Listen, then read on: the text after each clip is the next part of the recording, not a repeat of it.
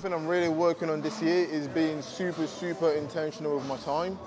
As I get older, I'm 27 now, and I've been through uni, had a full-time job as a physio, now I'm doing online coaching for the past 6 months. You start to realize how valuable time is, especially as you're getting older, because everything goes so fast. Everything goes so fast. Every year feels like it goes faster than the year before. Christmas comes around and you're like, oh wow, we're here again. We're with the family, around the dinner table, having similar conversations, or different conversations, arguing or not arguing, depending on what sort of families you guys have. The point I'm trying to make is, time flies, and if you're not super intentional with how you're spending your time, what you're eating, what you're wasting your time on, you're never going to be productive, and someone else is going to be completely out-competing you. So a little hack that I've started to do more recently to be super intentional with my time, so you don't have to go this far, but just to give you an example of what I'm doing to just know exactly where my time is being allocated is, one, always keep an eye on the time. Have a watch or have your phone close and always be looking at the time. Know how much you spend on that YouTube video, know how much you're spending on TikTok. Actually, don't even be on TikTok. Get it out of your phone completely. But what I've been doing is creating an Excel sheet. So date, time, and then you can put productive or unproductive or semi-productive, and then activity. This way, you know exactly what every single hour I'm tracking, every single hour. You don't have to be this detailed into it, but if you have something similar where you're tracking your time, even if it means you're looking at the clock all the time, or you're being more conscious of it, the more you're productive in what actually matters, the more you're gonna get out of life. So track everything, be super conscious about it. Don't let 2025 be another year wasted. Actually make the most out of your time. This is also a good way of figuring out where you're wasting your time, what your bad habits are, because if you've got everything tracked, if you're being more conscious, you know what times are being wasted, what time is being wasted, and you can correct it for the next day, the next week. And then over time, you can start building good habits, and that's gonna give you momentum to become a better version of yourself ultimately.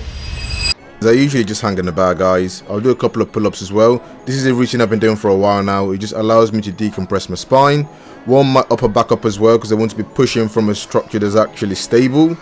And it's also very good for the rotator cuff muscles in the shoulder as well. Really helped my bench. And I've kept doing it since. If you find something that works, stick with it. So I usually found that with bench, I get stuck here to there. So the mid to lockout portion. But as soon as I started incorporating this, I felt much stronger. Before I bench pressed 185, I did 2 sets of this and I felt really smooth. My triceps felt activated. Everything was firing at all cylinders. So give it a go.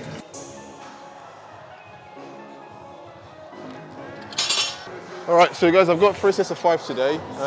60 on the bar at the moment. I'm just gonna do 10 reps probably, 10 clean reps. Then gonna go up and see what I can get. I've been slacking massively on bench recently, so I don't actually know what I'm gonna be able to get today. 3 sets of 5, I'd be happy with like 120 to be honest, clean rep. I'm not gonna bother ego lifting, but just getting myself into it, revving the engine, trying to push again this year, gain more muscle, gain more strength and go from there. But 60 kg, let's go, 10 reps. Oof.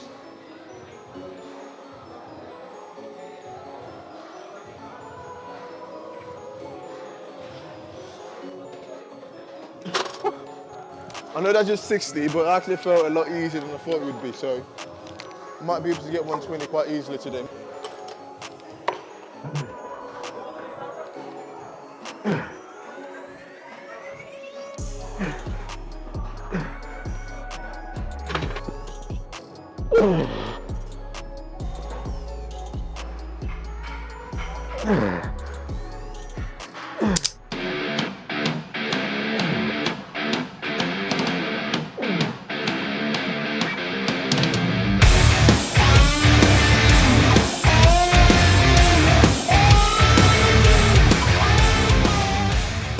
When you're doing sets, you should be thinking after each set, what's 2-3 things I can improve on for my next set? Or even one thing. Actually, we do one. Just 2-3, you'd be thinking too much.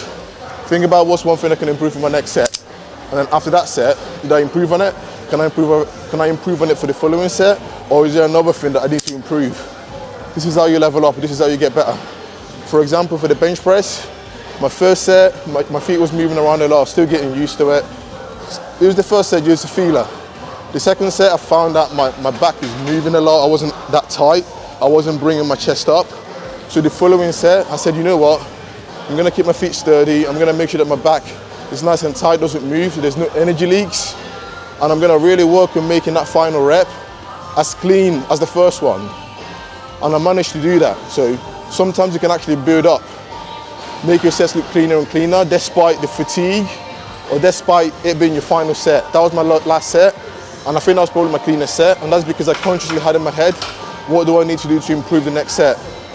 So now I'm gonna back down to 100, do 2 sets of 10, and then move on to the next exercise.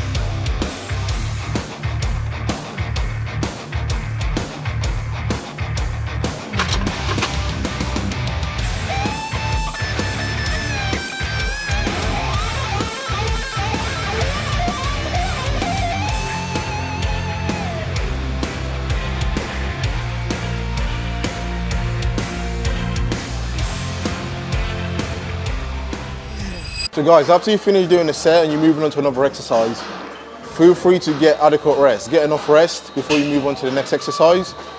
If you're absolutely knackered and panting like I am right now, I'm still recovering from my drop set lateral raises from 17.5 to 15s. I've got incline press next, 3 sets of 8 and then dropping it for about 2 sets of 12. If I try to do my first set now, there's no point because I'm just going to be wasting it. I won't be able to push the same amount of reps. So wait, relax, give yourself maybe 6-7 minutes. Obviously if you're short on time, then that's a little bit different. But if you're trying to get the most out of your workout, take enough rest needed, especially in between sets. Very, very important.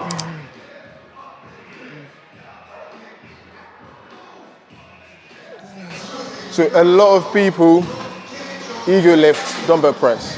They're trying to go for 60s, 70s, 80s, and they're literally doing this. Guys, get full range of motion. Go all the way down, get an actual stretch so that you're actually activating the muscle that you're training, and then go all the way up. I'd rather do like 35s for clean reps than do 50s for half reps, because you're not really going to be getting that much out of it. You might be growing your ego, but that's about it. So I've got 35s now, I'm probably going to go up to like 45. Full stretch. Look how I'll show you guys the difference between me just doing half reps and me going all the way down, getting a full stretch. So this is half reps, the first 2 reps. So people do this. You want to go all the way down, get the full stretch.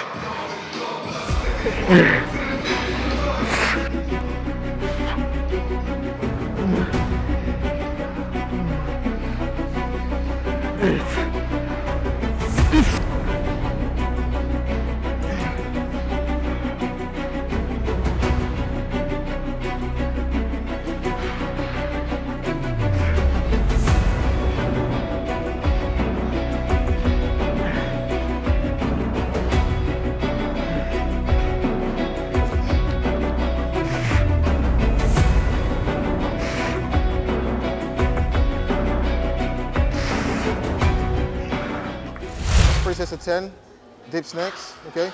So I've put prompts here, consciously squeeze at the top and lower down slowly.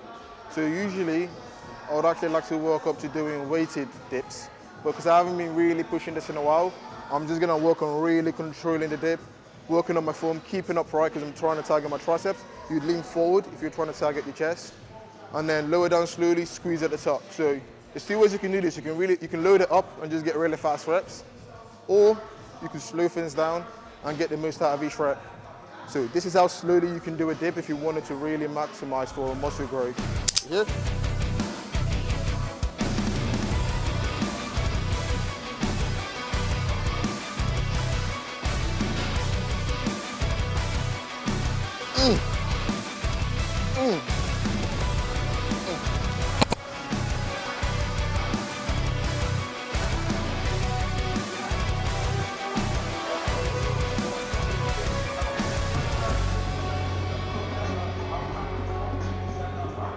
A small hack I've been using for machine chest fly, and honestly guys, you're going to get a massive stretch, a massive pump doing this, is go all the way back with just one arm rather than using both arms. This is going to allow you to be able to get a deeper stretch, and also you'll be able to get beyond the midpoint as well. You're going to get a massive stretch, a huge pump, and it's going to allow you to grow your chest much faster as well. 10 second on, 20 second off, 8 minutes. Leave a like down below guys if you enjoyed this video. Comment down below what sort of videos you'd like to see me do in 2025. If you're new to the channel, subscribe to the channel if you got value or enjoyed the video.